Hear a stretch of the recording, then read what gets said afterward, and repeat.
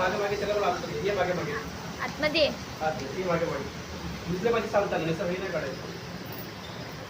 ये मागे. हळू चाल जरा.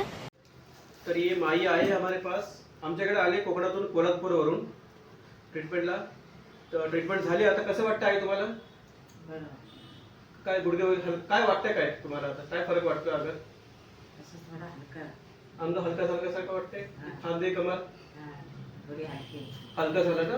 आता पहिल्या सिटिंग होता आपलं, एक 5-10 सिटिंग मध्ये पूर्णपणे बरं वाटेल. तर पुढे तुम्ही धावायला लागतात, तुमची काठी पण सुटेल.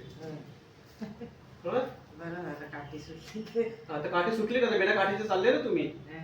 चला मग काय दुखला, काय त्रास झाला का? काहीच नाही ना? तर काय होतं, भरपूर लोकांना ते आम्ही आवाज वगैरे करतो ना, तर भीती वाटते. तर असं भ्यायचं कारण काहीच नाहीये.